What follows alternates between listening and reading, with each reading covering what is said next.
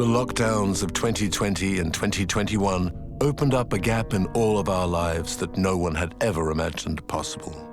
Before the menace of a terrifying virus, cities came to a standstill. Nearly 3 billion people had to suddenly lock themselves away in their homes. From one day to the next, the streets were emptied, leaving behind a disturbing silence. But not for everyone.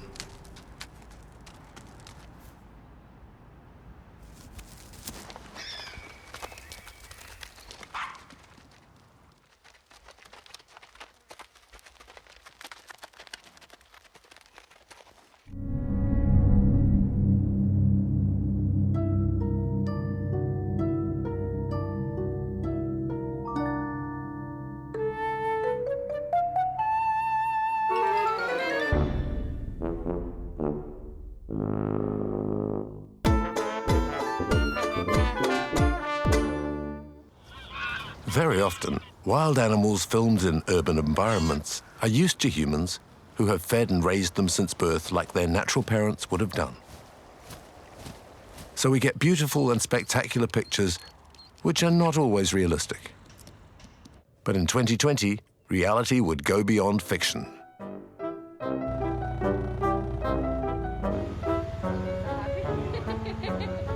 City dwellers from around the world filmed what were once unimaginable scenes with mobile phones.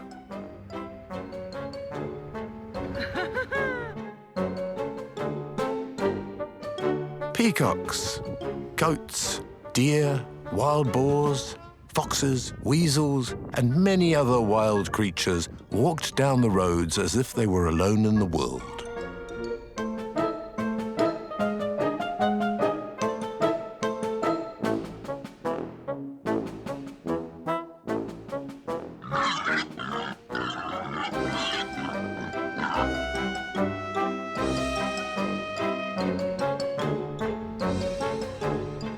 More interested than disturbed by this universe, where humans seem to have suddenly disappeared.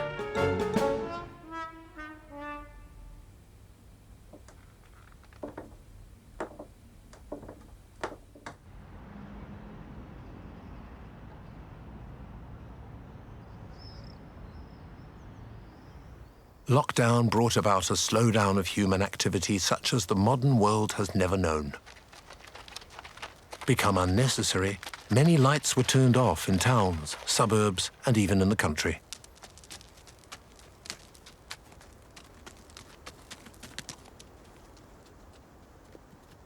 The darkness that came about revealed the value of a complete black night for wild nature, even if in some places this was already known.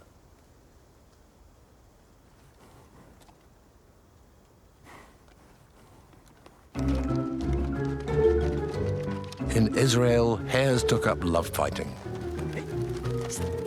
And in Australia, there were no holds barred. It's like me and Johnny fighting.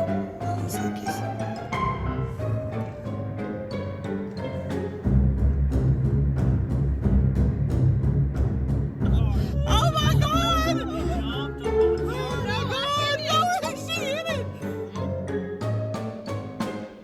On the empty beaches, as in the towns, wildlife returned.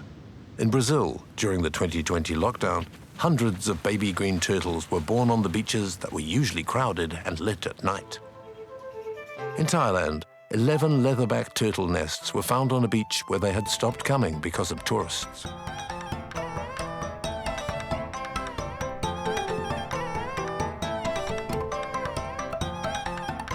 In Indonesia, India, and Turkey, a record number of hatchings were recorded on beaches forbidden because of lockdown. This hadn't been seen for over 20 years. Once very abundant on Reunion Island, turtles practically disappeared during the last century because of fishing and the urbanization of the coastline. None of the animals came anymore to lay their eggs. So the arrival of a green turtle is always a great moment.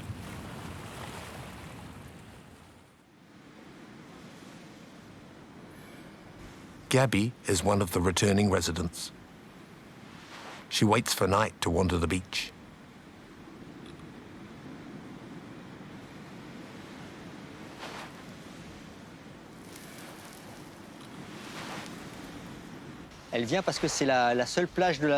She comes because this is the only beach on this part of the coastline which is completely dark, because before we started the restoration program for the egg-laying beaches, it had been at least 60 years since there'd been eggs laid at Saint-Leu.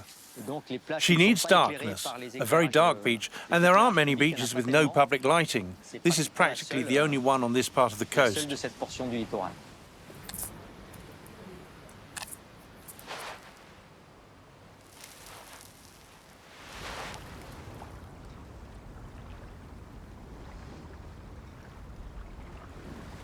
Landscaping and revegetating the beaches of Reunion Island is the holy grail of Stefan Ciccioni, oceanologist and director of Calonia, a turtle protection centre. This vegetation will allow the turtles to recognize the beaches which are good for egg laying, and then it will create a screen as well to limit and protect against light pollution from the human constructions behind the beach. The beach in '89, before we started the program, there was nothing on the beach, just some casuarina trees. And then here in 2018, the vegetation is already well developed.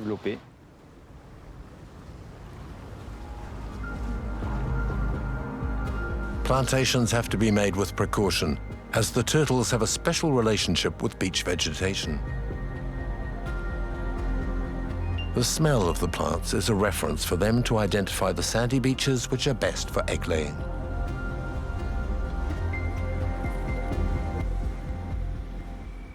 To reduce light pollution, LED lights only light the beach car park. On the seaside, a deflector stops the light and leaves the sandbank in darkness.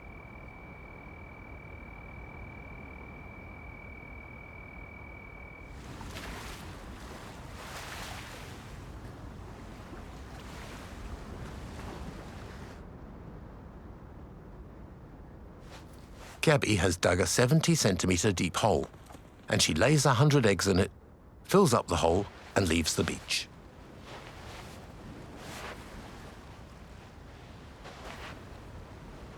There are only 2 turtles which lay eggs on Reunion Island, Gabby at Saint-Leu and Emma at St. Paul. So it's really an extremely fragile situation. Protecting the nests is important because it's thanks to those nests that the population can regenerate, even if that takes 20 or 30 years. Emma comes in turn to lay her eggs before taking to the ocean for several years. Marine turtles go back to the sea relying upon their vision. The white foam, the light upon the water of the moon or of the starry sky, make the sea the most luminous horizon.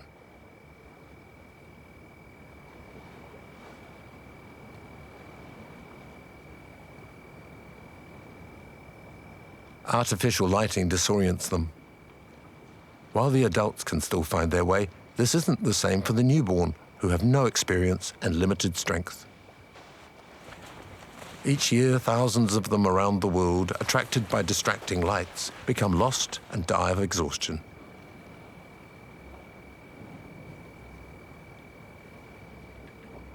If we want to help the reproduction of marine turtles on Reunion Island, there absolutely have to be beaches suitable for egg laying, and so to limit artificial lighting and human occupation of the beaches at night, as it was possible during lockdown.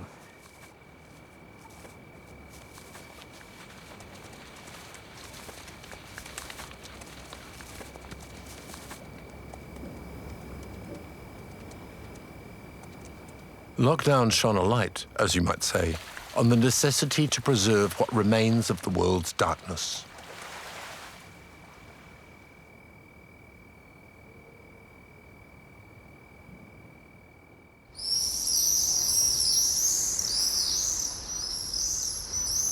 Migrating birds are particularly sensitive and clearly more affected by strong lights.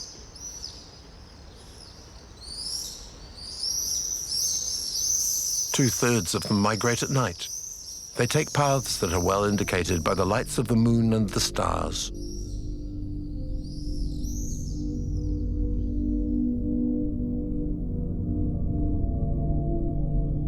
On Reunion Island, from April on, the year's young petrels play out the destiny of their species.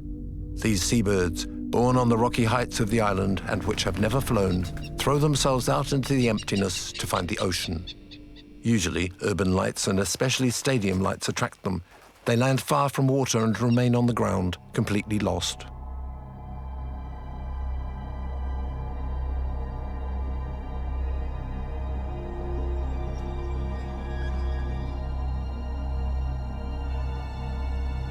Light-blinded and stuck to the ground, these superb ocean birds are at the mercy of roaming dogs.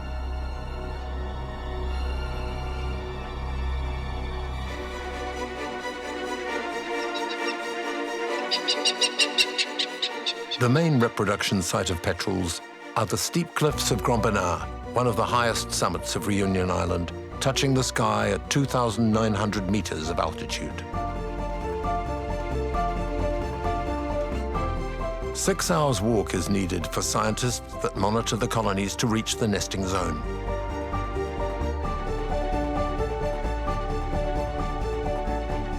COVID-19 stopped any such mission for many months, and researchers are worried that predators will have decimated the young population. Petrel's body.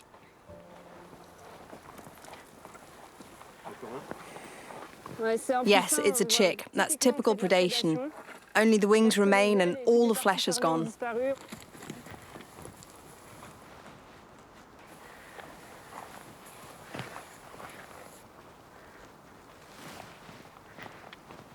The nests are hidden in holes in the rocks, and only a practiced eye can spot them.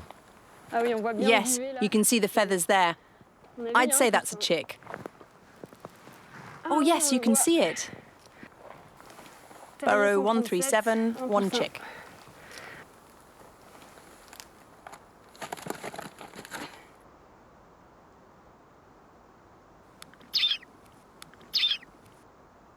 This 3-month-old young chick is larger than an adult because its parents have fattened it to be able to face a sea voyage of over 3 years.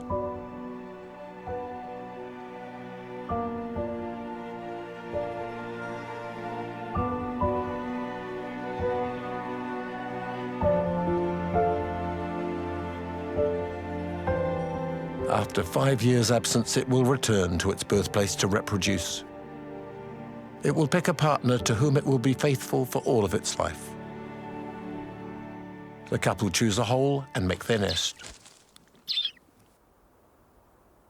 The species, of which remain only a few thousand couples, is still not well known. It is known that the female only lays a single egg each season, which makes the descendants extremely vulnerable.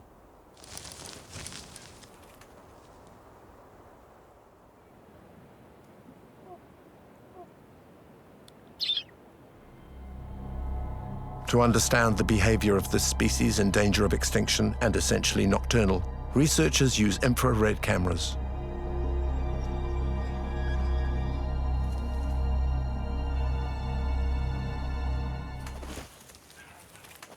A daring rat benefits from the absence of the parents to steal an egg.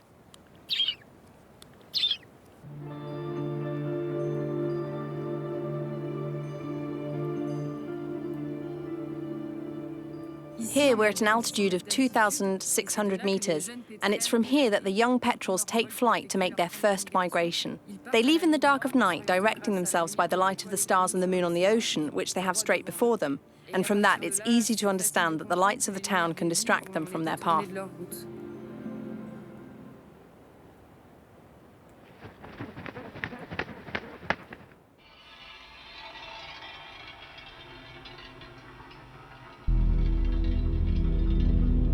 To save the species and to make the departure of the young easier, Reunion Island began, over a decade ago, an operation to fight against light pollution called Nights Without Lights.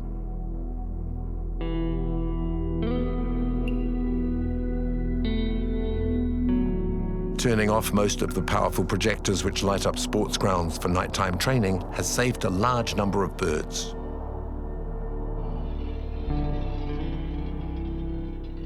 But despite the reduction in lighting, volunteers of the Ornithology Studies Society of Reunion Island still save each year between 2,600 and 3,600 individuals.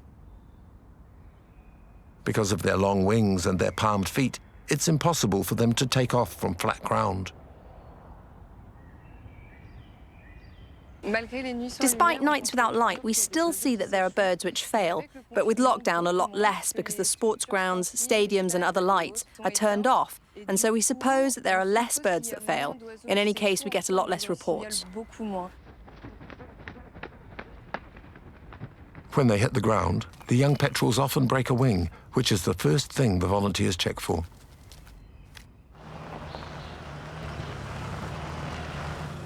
A recovery centre has been created to look after them for the time it takes them to heal.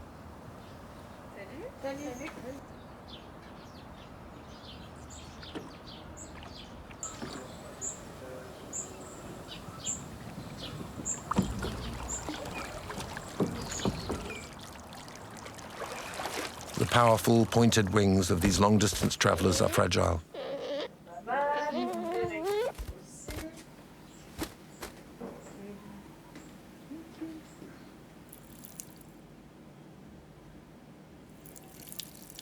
Here, they are cared for, watered and fed.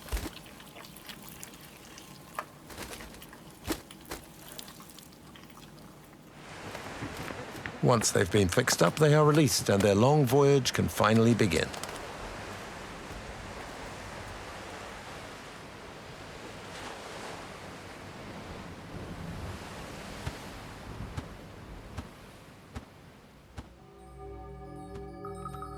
The light footprint of urban and industrial areas continues to grow and to become more intense. Their lights disturb migrators, and blinding skyscrapers are so many traps of glass and steel along the ways of the birds. It is estimated that as many as 1 million birds die each year after a collision with a building. Hong Kong produces one of the worst human pollutions of the planet. In places, the night sky of the peninsula is 1,000 times greater than the world average. The city of New York pays homage to the Twin Towers attack in light. Studies have shown that these powerful beams, visible from over 100 kilometers around, upset the migration of thousands of birds leaving the Great Canadian North to winter over in South America. Everywhere, overlit zones are numerous, including in the countryside. Farms are lit at night to accelerate growth, outside the ground and out of season.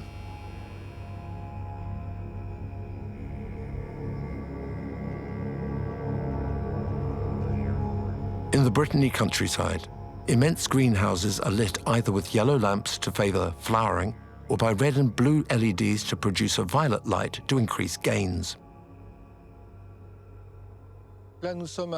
Here we are 20 kilometers away from Lyon, and you can, however, see the halo of light which spills out well away from the city. And when you try to measure the intensity of darkness in the sky, you can see it's 17.04. That's extremely luminous, because a dark night should normally be around 22. The higher the number on the light meter, the darker the sky.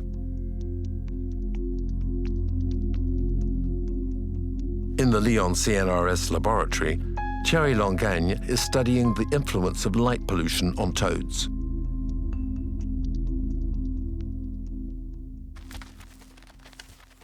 The visual ability of toads is 1,000 times greater than our own, so they're very sensitive to light.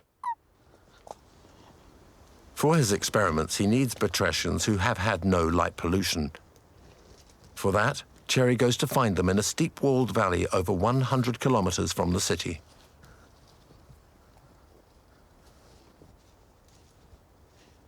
We'll take a look to see what the light level is. 21.02, that's a pretty dark sky.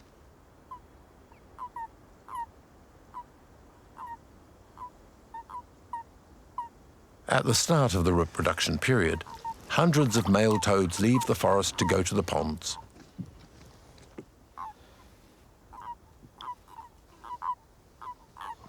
The females, much less in number and much larger, also go to the pools, where they will lay their eggs.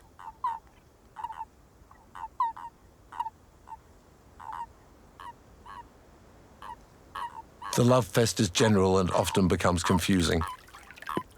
Males jump on other males. An impassive female puts up with several simultaneous assaults. It is this unlimited sexual frenzy which Cherry uses to evaluate the influence of light pollution. Toads exposed to very low light intensity continue to mate.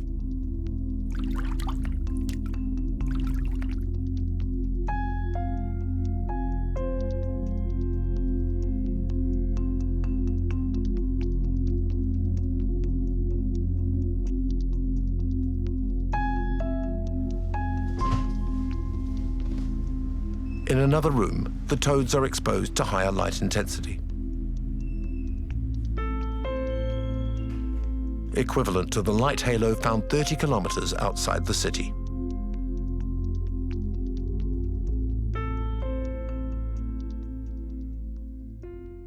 Here we see that males exposed to light pollution have difficulties mating with the females. They have problems hanging on.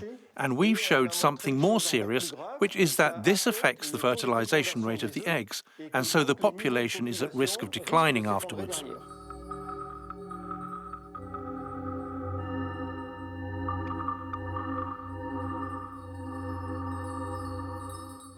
For toads, like for humans, light pollution affects the rhythm of activity, sleep quality, and consequently, biological secretions which are founded on the biological clock.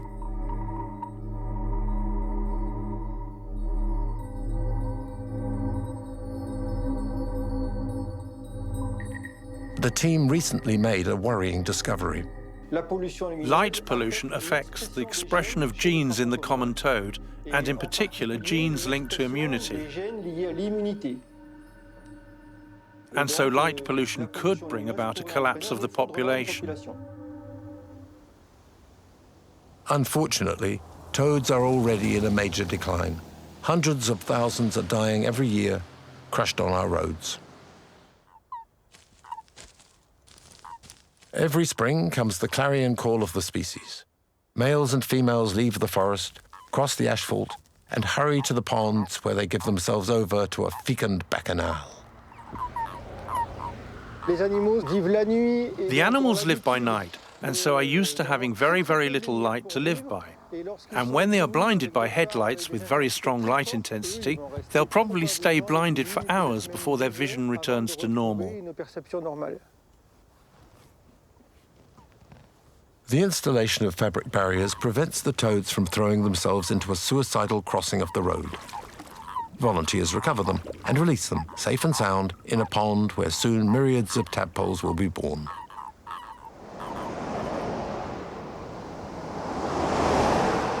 In France, green toads and common toads are the main victims of the roads. But they're not alone. Barn owls hunt small animals and insects close to the lights of the road. Blinded by vehicle headlights, many are struck down in full flight. The greater horseshoe bat, a bat of 30 to 40 centimeters wingspan, very common in Europe, flies just above ground level. It also pays a heavy tribute to road traffic.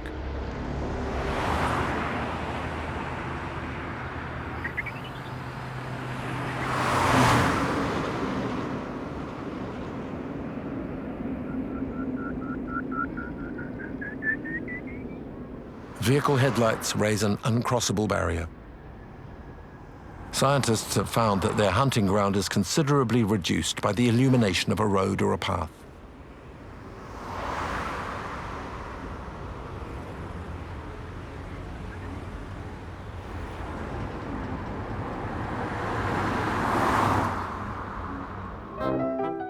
The drop in road traffic during lockdown saved the hide of many animals. In Europe, it's estimated that death-causing collisions dropped by 30%.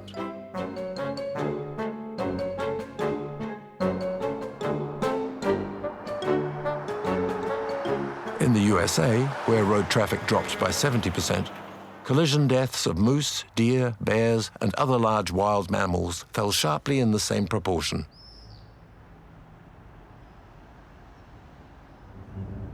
However, lockdown had no effect on another great killer of wildlife, the victims being insects, bats, and birds.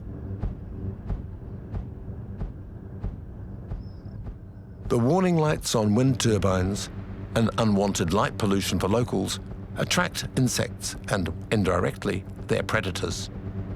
In Germany, it's estimated that 200,000 bats are killed each year in collisions with rotating blades. The flight of Chiroptera is slow, whereas the extremities of the blades can reach a speed of 1,500 turns per minute.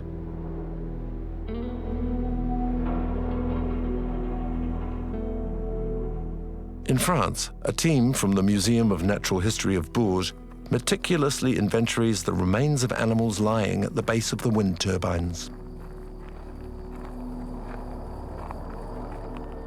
Laurent Arthur is on a crusade against this scourge. Ah, well, a common noctule, and it's a male. One of the main victims of wind turbines in Europe, which goes to join in the container, the result of 3 mortality surveys on just 3 wind parks.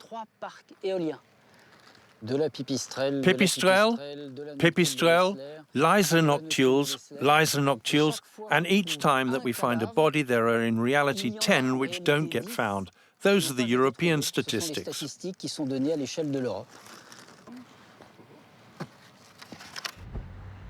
In their lowest position, the blade extremities are 20 meters from the ground. That means right in the flight zone of a lot of bats. Here we have common noctules, 2, 3, and there common pipistrelles. So there are the 2 species which are the most affected on the European scale, which are coming around.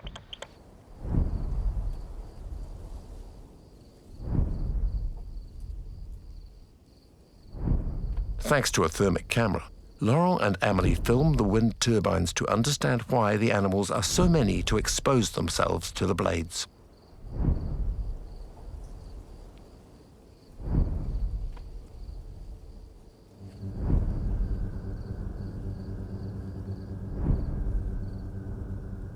We know, in relation to the mortality linked to wind turbines, that it's multifactored. There's the light of the warning lights. Insects are attracted to that. The bats come to hunt, and there's a correlation between the presence of the insects we find in the gullets of the bats dead at the feet of the wind turbines and the fact they're attracted by the machines.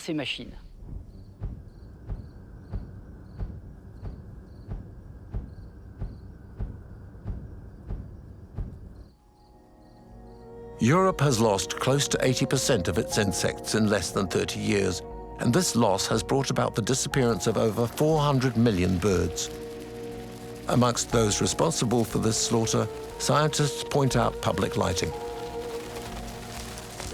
Because they turn around lights without cease, insects die of exhaustion or fried by the heat of lamps.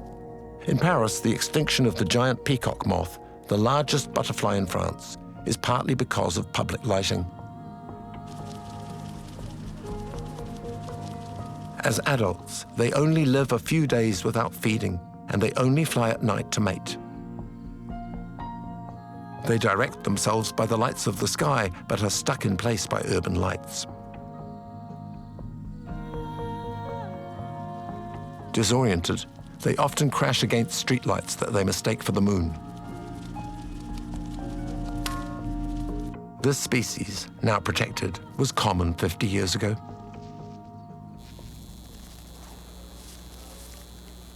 Artificial lighting also causes destruction in the population of mayflies, insects which are the main source of food for many animals.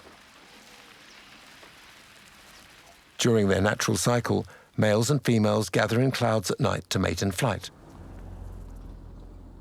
But, attracted to public lighting, the females die and their eggs are lost. Many species of ephemera, which are the most ancient living insects, are now threatened.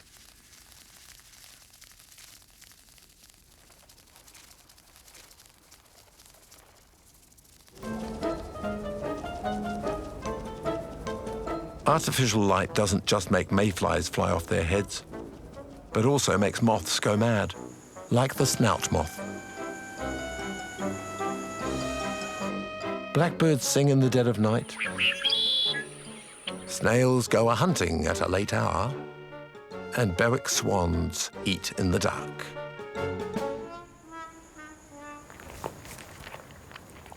Raccoons make pigs of themselves at the foot of street lamps, and bats scoff up large in flight.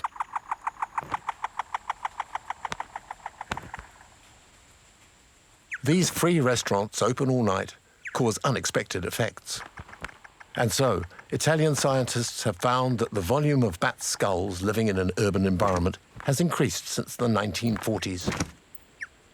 This growth is due to the fact that the streetlights attract a number of big insects whose resistant shells can only be eaten by bats with the most powerful jaws.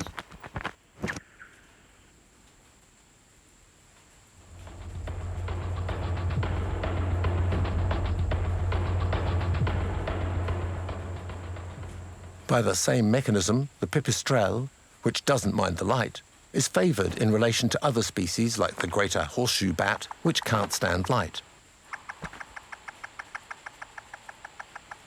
Chiroptera, which hunt by finding their prey by echolocation, shouldn't be bothered by public lighting. However, light pollution affects bats the most of all mammals.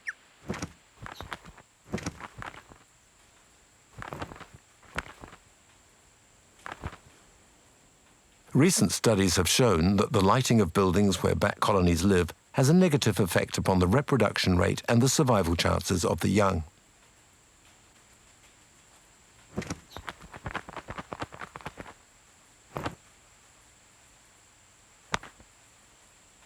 Chiroptera nesting in lighted buildings come out on average 45 minutes later than the others. However, it's at the start of the night that the most insects are available.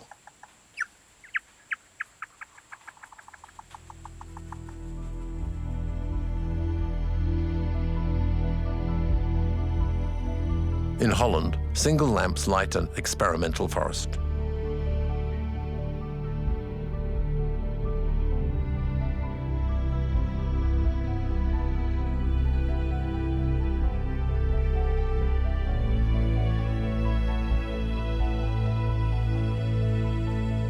Camilla Spoelstra from the University of Wageningen is testing solutions here to reduce the bad effect of lighting on bats and other nocturnal flying creatures.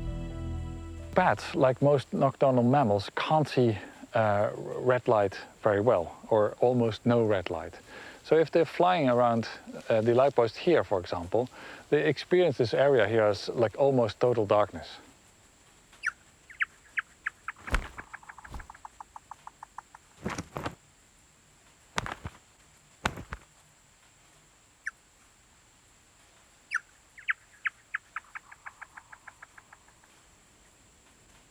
Camille has noticed that insects are clearly less agitated by red lights rather than around green lights.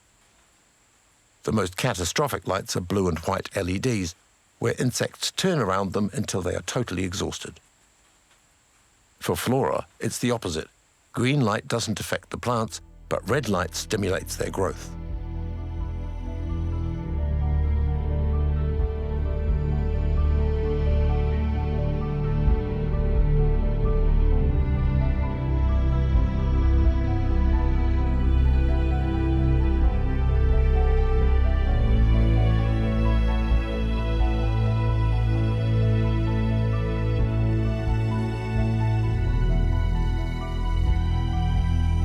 Camille and his team have therefore replaced white lamps with red lights on bridges and canal locks that have been deserted by bats since they were lit.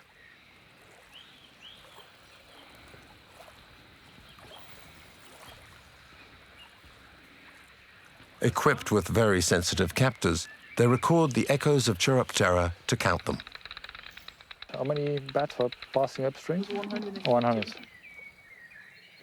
So bats experience this red light probably the same as we experience UV light, ultraviolet light. We can't see ultraviolet light, so like if they fly in red light, they experience it as very low light intensity or no light at all.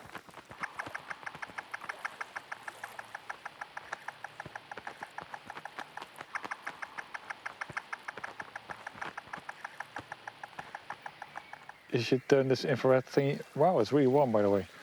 A little bit this way. Camiel records the behavior of the Chiroptera with infrared cameras.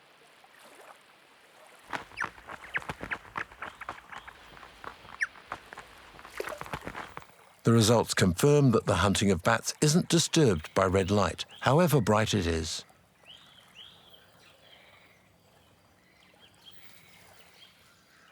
What? It's a different species. It's a serotine.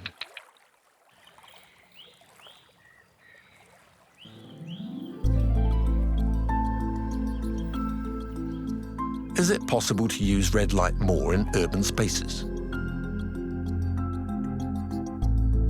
People come from all over the world to the Fête des Lumières in the city of Lyon, which takes place in mid-December at the year's darkest.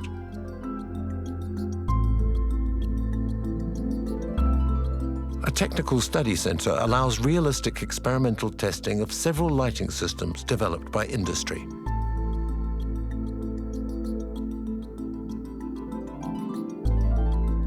For several years, awareness of light pollution has increased.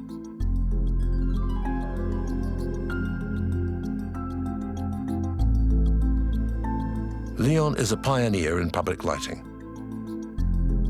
The city is innovating by lighting the banks of the river with green and red LEDs. Rotterdam, Utrecht, and other cities are also launching new solutions for urban lighting. During lockdown, the streets and canals of Amsterdam were deserted to the great happiness of bats and other mammals. It's quite normal that in this town, reputed for its red light district, research is ardently pursued. Camille Spolstra and his team study the reproduction of birds under diverse lighting. The researchers were surprised to find that, contrary to humans in the hot district, red light led males to protect the virtue of the females.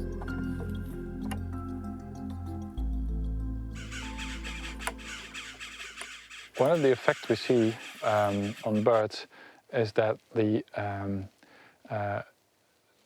females that breed in the boxes that we put close to the light are more monogamous. And we think it's because the males, they are like active slightly earlier in the morning, and they guard the female from other males that want to mate with her.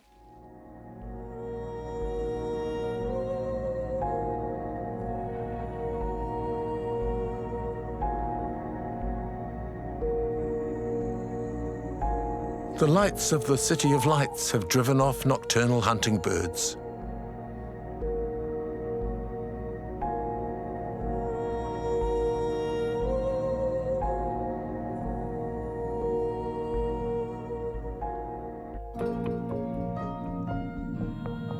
"30 couples of tawny owls had been counted in 1995 in several parks and gardens in the capital.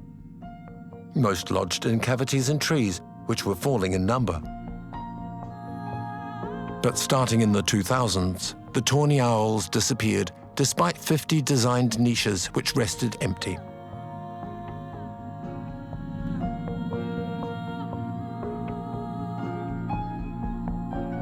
Today, there are just a few rare couples in the woods of Boulogne and Vincennes.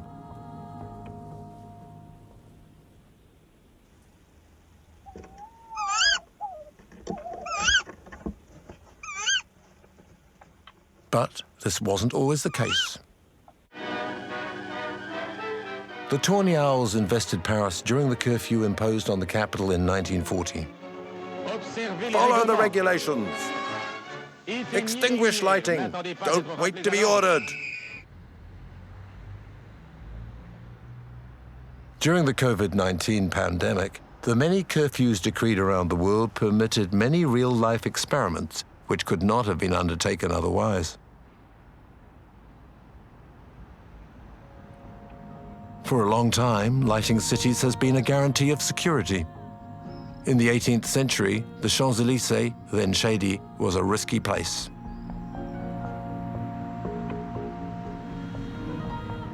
Since then, public lighting has continually increased, often for futile reasons. Nowadays, the lockdowns and curfews have shown up what is now called light pollution and its consequences upon ecosystems. The first measure taken by some local authorities against the mismanaged waste of light was to turn off public lighting at certain times and places.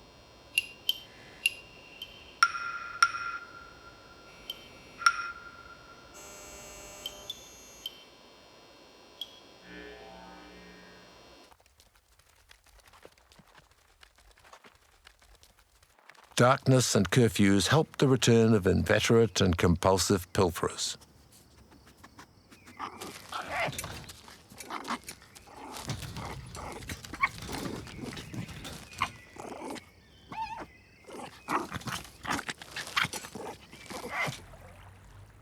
But also curious strollers looking for opportunities.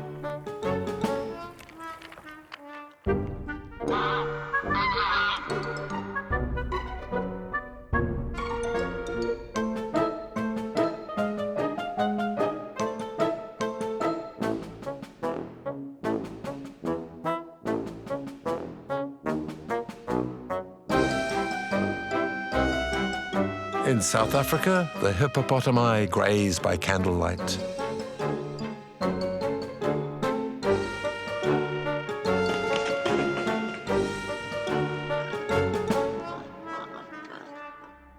Knowing that strangers were benefiting from the shadow to visit their gardens, amateurs took up infrared cameras to see what they were dealing with.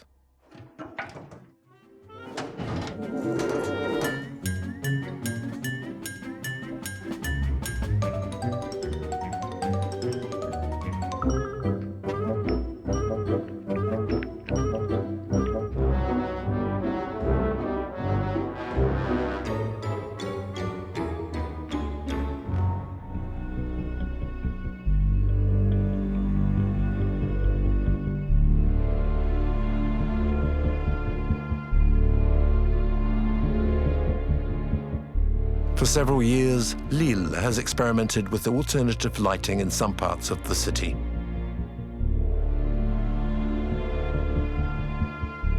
During the pandemic, access to the Citadel Park, the green lungs of the city installed at the merging of two rivers, was forbidden to the public and reserved for the ecologist Johan Tisson. During lockdown, there was a quite incredible change in nature. Animals nesting in unlikely spots, coots, waterfowl who nested at the edges of the paths along the banks. Usually with dogs, that's impossible.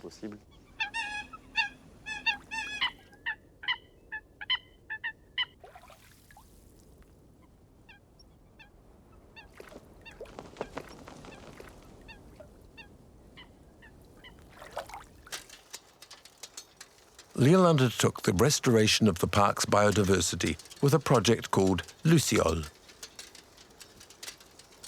To limit lighting, the lights of some avenues and paths only light up when a human presence is detected by captors.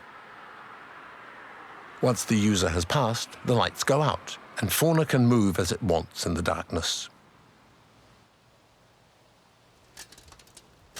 Beforehand, the permanently lighted paths cut up the park into islands which didn't communicate with each other.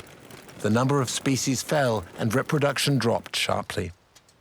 Now the LEDs change color and brightness according to the season. When the fauna is at rest during winter, the color is whiter. If they are in full activity, the color is amber and orange.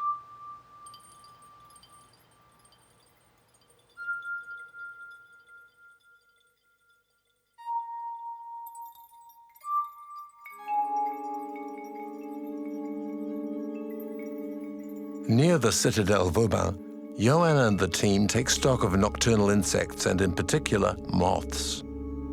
A white sheet lit by a projector attracts the insects which land on it. That's a nice male chafer. Common chafers can be seen a lot more in town. It's one of the first things to be affected by light pollution.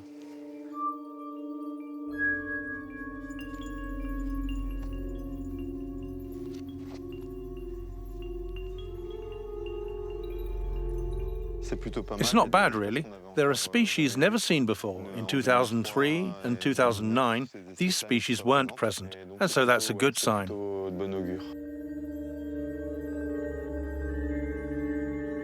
The return of the insects has brought bats after them. 11 species have been identified.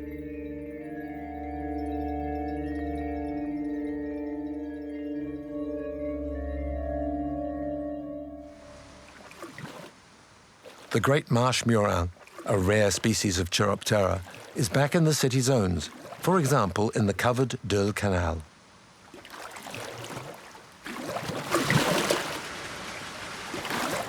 Now this zone is plunged in darkness again, which has let the bats retake possession of the place, and these places are a kind of paradise for them.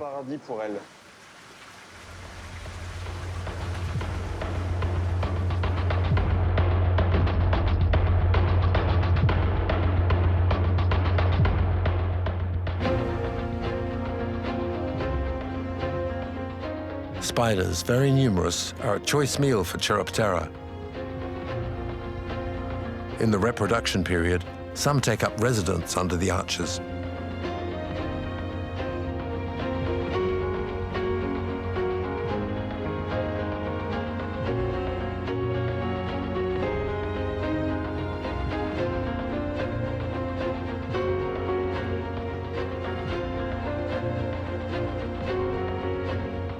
Adapted lighting and the emplacement of dark corridors have helped the mixing and development of colonies.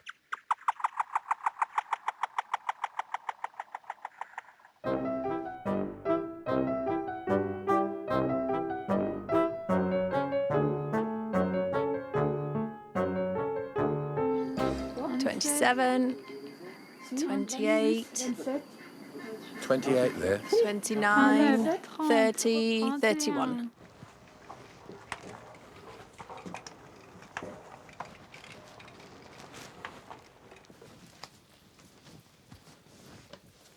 Few people in Lille know that their city of brick hides 175 hectares of ancient stone quarries.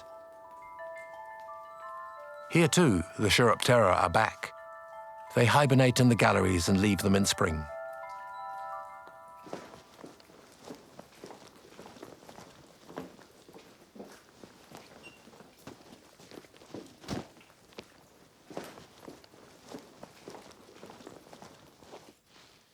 You see this light? Well, that's where the bats come out in spring after 6 months hibernation. The awakening of the Chiroptera is dictated by their biological clock and the meteorological conditions. Once the signal is given, their body temperature passes from 7 degrees to 40 degrees in less than 2 hours. They go to the light well, then the outside dark corridors to hunt.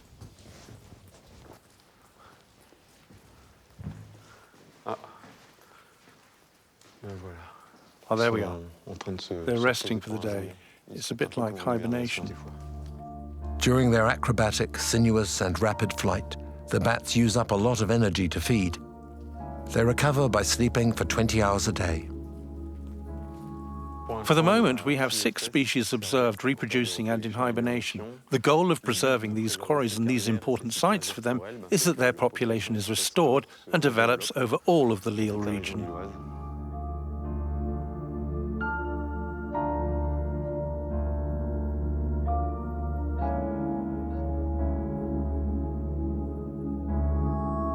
Several regions in Italy, the Czech Republic, Denmark, Germany, as well as the city of Tucson in Arizona, have renewed their public lighting to better preserve biodiversity.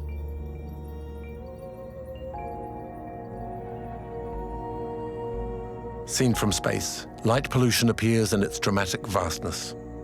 Modifying artificial lighting to reduce that pollution will be long and costly.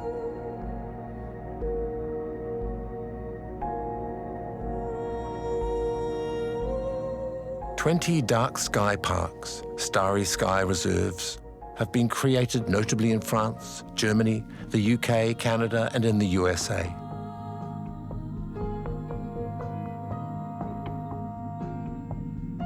Others are being created.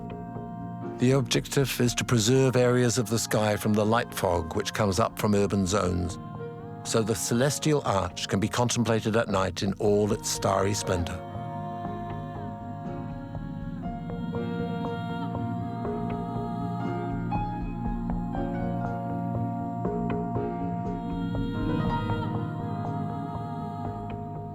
The struggle against light pollution is still at its first phase.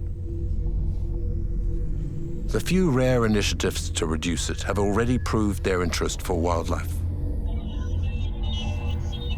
But it's urgent to accelerate this movement. In the plant world, the effect of this pollution is still little studied. But we know already that, as with animals, the biological rhythm of plants is also disturbed by lighting that is too intense. The parts of trees that are strongly lit at night keep their leaves longer, can have troubles flowering and early budding, the consequence being a great vulnerability to the arrival of frosts. Maybe the lockdowns have allowed, despite ourselves, an awakening of conscience to renew contact with a nature that is less luminous.